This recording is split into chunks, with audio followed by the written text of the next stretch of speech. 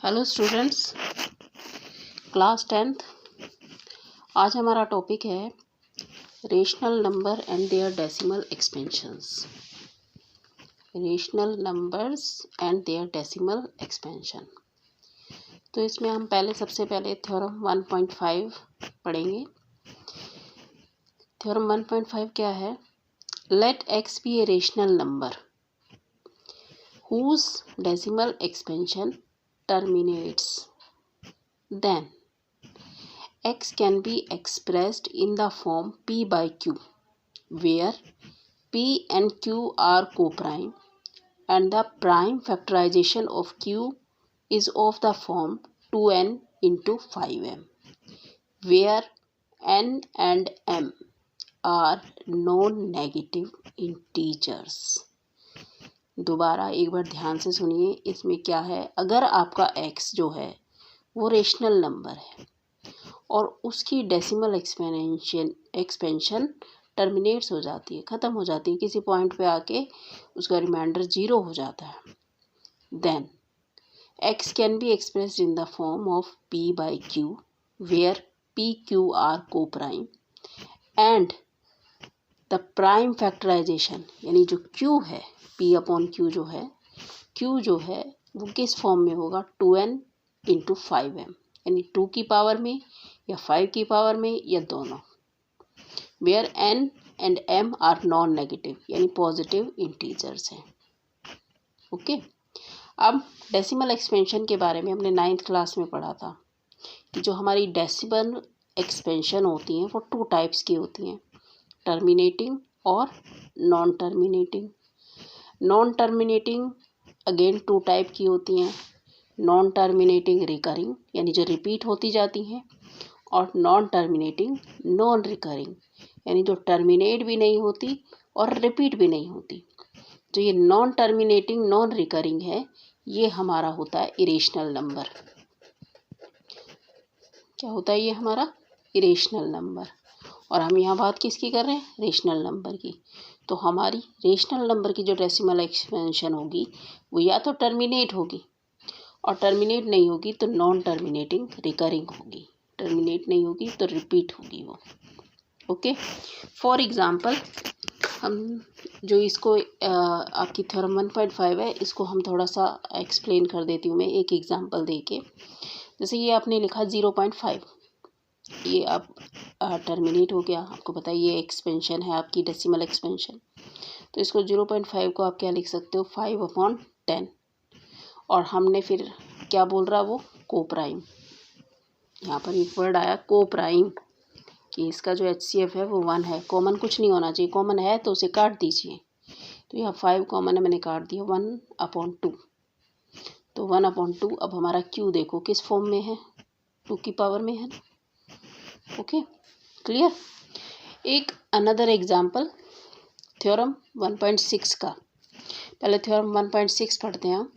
Late x is equal to p upon q be a rational number such that prime factorization of q is of the form 2m into 5n, where 2 raised to the power m into 5 raised to the power n, where n m are non negative integer, then x has a decimal expansion which terminate। ये इसका converse है। कैसे? कि अगर कोई decimal expansion आपकी terminate हो रही है तो इसका मतलब जो p अपॉन q की फॉर्म है, p अपॉन q की फॉर्म में जो हमने लिखा है, तो q जो है वो हमारा 2 raised to the power n into 5 raised to the power m में होगा। और अगर आपका q जो है वो 2 raised to the power m into 5 raised to the power n में है, तो आपकी 100% डेसिमल जो एक्सपेंशन है वो टर्मिनेट होगी। ओके, इसी को थ्योरम 1.6 को एक्सप्लेन करने के लिए मैंने एक एग्जांपल लिया 3/8। 3/8 को हम क्या लिख सकते हैं? 3/2 raised to the power 3। और मैंने इसको 10 बनाने के लिए 2 raised to the power 3 है, तो इसको 5 raised to the power 3 से मल्टीप्लाई कर दिया ऊपर नीचे, और 5 raised to the power 3 आपको पता ही है कितना होता है? 125।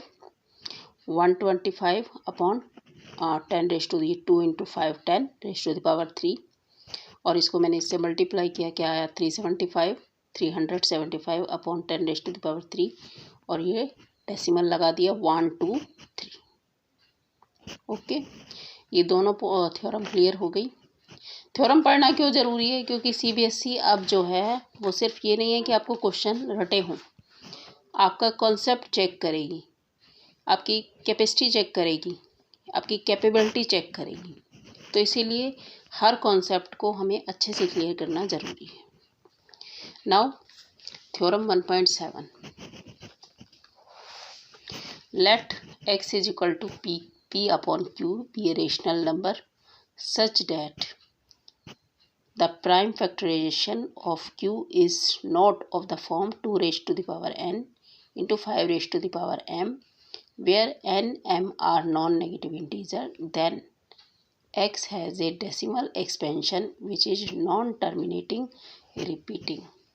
कहने का मतलब ये है कि अगर आपके पास 2 और 5 के फैक्टर नहीं हैं q में, तो आपकी जो डेसिमल एक्सपेंशन है वो नॉन टर्मिनेटिंग होगी।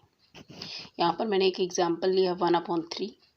1/3 को मैंने ये 3 मैंने बाहर रखा, इसको डिवाइड किया। इसकी देखिए डेसिमल एक्सपेंशन किस तरीके से आ रही है 0.333, और जितनी इनफाइनाइट टाइम कर लीजिए आप तो आपका ये ख़त्म नहीं होगी, टर्मिनेट नहीं होगी। तो ये क्या हो रही है? रिपीट हो रही है। और रिपीट हो रही है जो, तो इसके ऊपर हम एक बार लगा देते हैं 0.3, और ये बार लगा दिया मैंने। बार का मतलब क्या है? रिपीट हो रही है। 9th क्लास में आपने इस तरीके के क्वेश्चन करे थे जिनको आपने रेशनल नंबर में एक्सप्रेस करा था। ओके, अब हम आते हैं अपनी एक्सरसाइज 1.4 के क्वेश्चन नंबर 1 पर। क्या है क्वेश्चन आपका? Without actually performing the long division, यानी आपको लॉन्ग डिवीज़न परफॉर्म नहीं करना, देखना नहीं है। State whether the following rational number will have a terminating decimal expansion और a non terminating repeating decimal expansion. यानी क्या है कि आपको बिना डिवाइड करे, बिना लॉन्ग डिवाइड करे, आपने ये बताना है कि जो आपकी डेसिमल एक्सपेंशन होगी वो टर्मिनेटिंग है या नॉन टर्मिनेटिंग रिपीटिंग है। ठीक है, किससे पता लगाएंगे? जो अभी हमने थ्योरम पढ़ी 1.5, 1.6 एंड 1.7। क्वेश्चन नंबर 1 का पार्ट 1 जो है हमारा, ये 13/3125। ठीक है, अब 3125 को मैंने प्राइम फैक्टराइजेशन कर लिया है, सभी को आता है। 5 पे गया, ठीक है, 5 पे जा रहा है ये पूरा, और ये 1 2 3 4 5 रेज़्ड टू द पावर 5। अब आपको देखो q जो है, since q is of the form of 2 raised to the power 0 into 5 raised to the power 5, so it is a terminating decimal expansion. क्योंकि आपके पास किस में है? 5 में है, 5 की पावर में है, तो ये कैसा होगा? Terminating decimal expansion. Next question number 1 का second part, 17/8। 8 2 raised to the power 3। ठीक है, 2 का क्यूब जो है वो 8 होता है। अब ये 2 की पावर में ही है ना, तो इसलिए क्या होगा? Terminating. Okay, next third part, 64/455। तो मैंने इसको 455 को प्राइम फैक्टराइजेशन कर लिया है।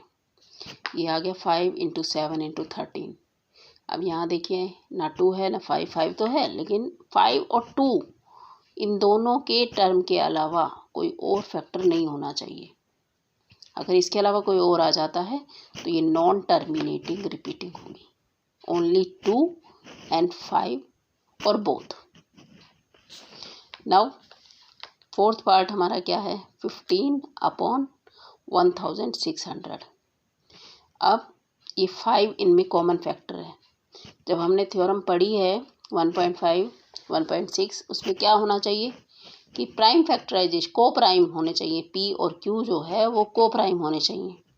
को प्राइम नहीं है तो हम पता नहीं लगा सकेंगे, हमारी कैलकुलेशन कहीं गलत भी हो सकती है।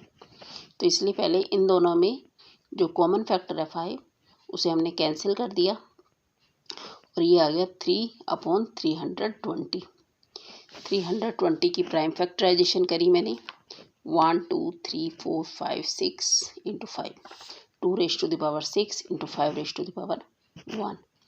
अब क्योंकि ये 2 और 5 की पावर में है तो इसीलिए ये क्या हुआ, terminating. Very good.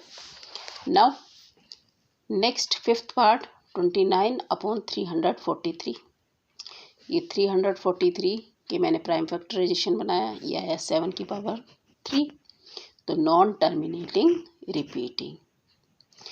Also 23/2 raise to the power 3 into 5 raise to the power 2, ये उसने हमें दिया हुआ है क्लियरली टर्मिनेटिंग, क्योंकि 2 और 5 की पावर में है।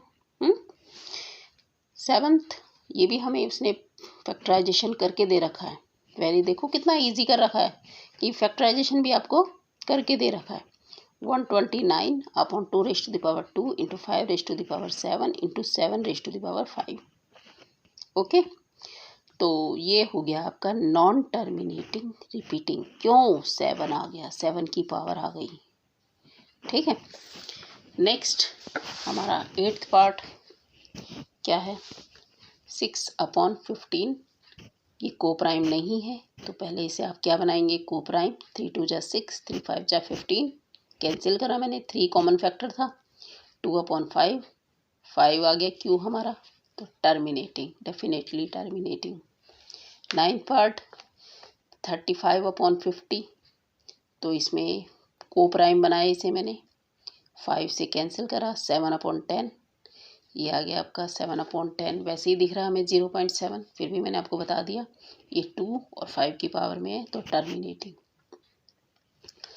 10th पार्ट 77/210, इसमें 7 कॉमन है दोनों में, कर दिया, 11/30 आ गया। 30 की प्राइम फैक्टराइजेशन करी, 3 इंटू 2 इंटू 5, 2 इंटू 5 तो है लेकिन 3 भी है ना, 3 भी है, तो ये क्या हो गया, non terminating repeating. I hope that you understand the concept very well. Question number 2 में डेसिमल एक्सपेंशन बनानी है, वो हम कल करेंगे। और ऐसे 10 पार्ट बना के आप कोशिश करिए और ये पता लगाने की कोशिश करिए कि वो टर्मिनेटिंग है या नहीं। Thank you, have a nice day.